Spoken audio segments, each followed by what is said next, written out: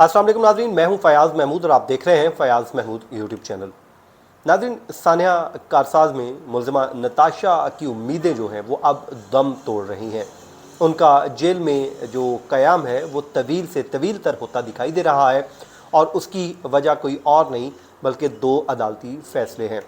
एक तो आपको पता है कि इनका मामला सेटल हो गए थे, जिसमें फैमिली की जानिब से जो हादसा था उस पर उन्होंने एक सर्टिफिकेट दे दिया था, जिसमें उन्होंने कहा था कि अगर कोई ज़मानत देनी है तो अदालत दे दे, उन्हें कोई एतराज़ नहीं है।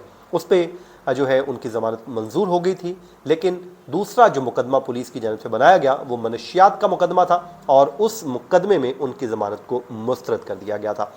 उस फैसले को एक बार फिर चैलेंज किया गया और उस पर आज एक बार फिर फैसला सुना दिया गया है।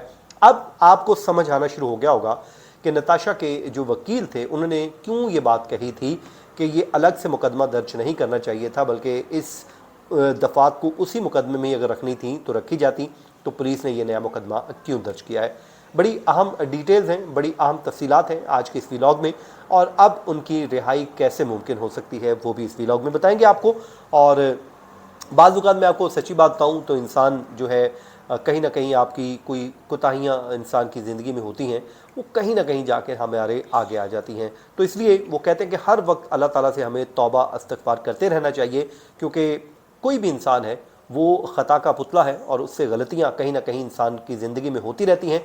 और वो कहते हैं ना, उस वक्त तो हमें वो गलती शायद गलती लगती भी नहीं है, लेकिन फिर जब हम किसी पकड़ में आ जाते हैं तो फिर वो तवील से तवील तर होती जा रही है। अब देखें, नताशा एक अच्छी वेल ऑफ फैमिली से ताल्लुक़ रखती है, पैसा भी है, सब कुछ है, लेकिन अपनी मर्ज़ी से वो अब आज़ाद फ़िज़ा में सांस भी नहीं ले सकती। वो मरहून मिन्नत है रियासत पाकिस्तान की। अगर रियासत पाकिस्तान के इदारे चाहें तो वो ले सकती है, वरना वो जेल में ही यूँ बैठी रहेगी। तो किसी भी आज़ाद शख्स को यूँ जेल में कैद कर देना, ये उसके लिए इतनी ही बड़ी सज़ा होती है, ये कोई मामूली सज़ा नहीं है। चलें जी, आज का व्लॉग अपना आगाज़ करते हैं। आपसे रिक्वेस्ट है कि हमारा चैनल सब्सक्राइब कर लीजिए और कमेंट बॉक्स में आइए, कमेंट ज़रूर कीजिए, अपने शहर का नाम ज़रूर मेंशन किया कीजिए जब भी आप कमेंट करते हैं। और सेकेंडली सवाल किया कीजिए, हम आपके सवालात के जवाब भी दिया करेंगे। कल जो है साइमा साहबा ने हमें कहा था कि जी अंसार जो है सारम बर्नी साहब के केस की भी हमें डिटेल दें, तो वो इंशाल्लाह मैं आज कोशिश कर रहा हूँ, जैसे ही डिटेल मिलती है वो मैं आपके साथ शेयर कर लूँगा। सबसे पहले जनाब, ये कराची के इलाके कारसाज में जो रोड पर बाप और बेटी को गाड़ी से कुचल कर जो है कत्ल करने वाली जो मुलज़िमा है, उस की मनशियात के इस्तेमाल से मुतल्लिक़ केस में दरख्वास्त ज़मानत बाज़ गिरफ्तारी को मुस्तरद कर दिया गया है। एडिशनल डिस्ट्रिक्ट एंड सेशन जज शर्की है जी, जिन्होंने ये महफूज फैसला सुनाया है और उन्होंने इस फैसले में इनकी ज़मानत को मुस्तरद करने के अहकाम जारी किए हैं। और क्यों मुस्तरद की है इस पे वो तफसीली वो कहते हैं जी वजूहात हम बाद में जारी कर देंगे, और जो भी वजूहात होंगी वो बताई जाएंगी। लेकिन इससे कबल जो जुडिशल मजिस्ट्रेट ने वजूहात जारी की थी, मैं वो आपको पहले सुनाता हूँ, वो बताता हूँ, उसके बाद फिर हम अपनी बात को आगे बढ़ाएंगे। तो फिर आपको इस केस की जो समझ है बिल्कुल आएगी क्लियर कर कि आखिरकार ज़मानत खारिज क्यों हुई है, इनके नीचे वाला जो जज है उसका जो फैसला है वो कितना स्ट्रॉन्ग था।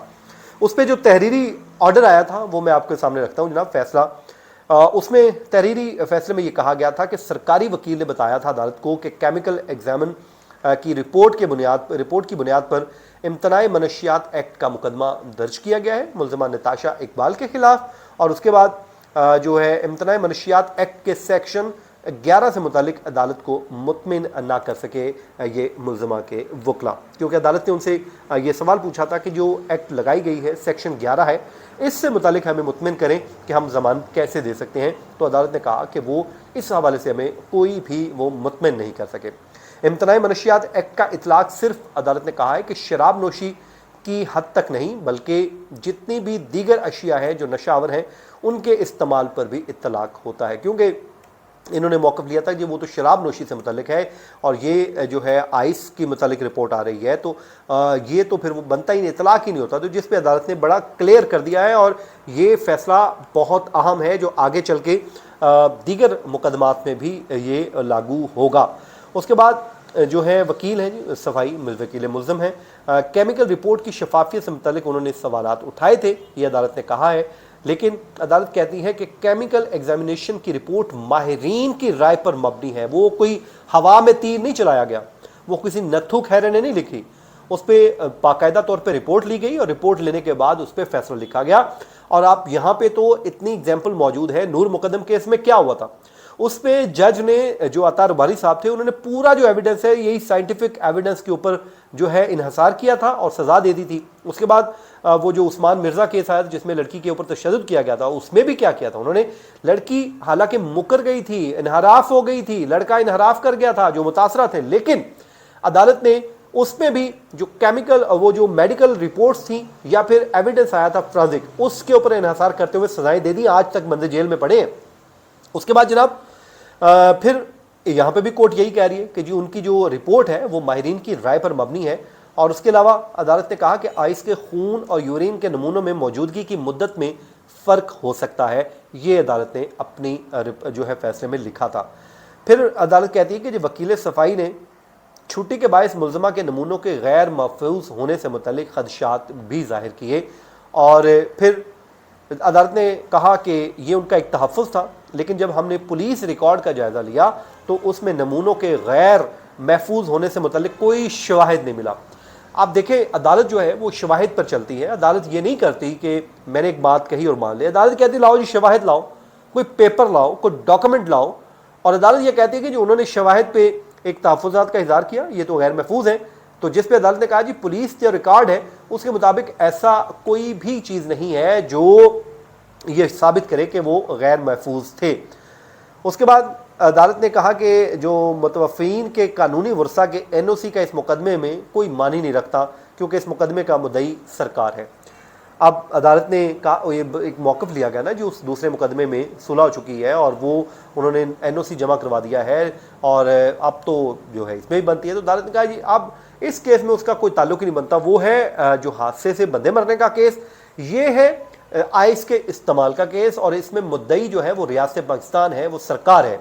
تو اس لیے اس کا کوئی تعلق نہیں ہے, وہ صلح ہو یا نہ ہو. یہ بہت اہم نقطہ ہے. کسی بھی آپ وکیل سے جا کے پوچھ لیں, مجھ پہ یقین نہیں ہے, آپ کسی وکیل کے پاس چلے جائیں اور جا کے کہیں کہ یہ نقطہ کتنا اہم ہے اس کیس میں, تو وہ آپ کو بتا دے گا کہ بھائی یہ بہت اہم نقطہ ہے اور یہ آگے چل کے اگر سزا ہونی ہوئی تو یہ اس میں سے ایک نقطہ ہوگا. اس کے بعد جناب پھر عدالت نے کہا کہ آئس کا استعمال معاشرے بالخصوص نوجوانوں میں گہرائی سے سرایت کر رہا ہے. عدالت نے اپنے تحفظات کا اظہار بھی کیا ہے اپنے فیصلے کے ذریعے کہ کس طرح آئس جو ہے نوجوان نسل میں جو ہے اس کا استعمال بڑھتا جا رہا ہے, نوجوان نسل کو تباہ و برباد کیا جا رہا ہے, لوگوں کے بچوں کو زندگیاں اجیرن کی جا رہی ہیں. یہ سب کچھ عدالت اپنے جو ہے آرڈر میں اس پہ کی طرف اشارہ کر رہی ہے. پھر عدالت نے کہا کہ اب وقت آ گیا ہے کہ معاشرے سے آئس جیسے نشے کی جو لعنت ہے اس کو ختم کیا جائے. اور ختم کیسے ہوگا؟ سزاؤں کے ذریعے ہوگا. جو بیچنے والا ہے اس کو بھی سزا ہو اور جو استعمال کر رہا ہے اس کو بھی سزا ہو. اور اس کے بعد جو ہے خود بخود ہو جائے گا. سزا اور جزا کا نظام آج قائم کریں, آج یہ ختم ہو جائے گا. تو جناب اس پہ انہوں نے کہا کہ اس کی روک تھام ضروری ہے, اس سے قبل یہ پوری نسل کو اپنی لپیٹ میں لے لے.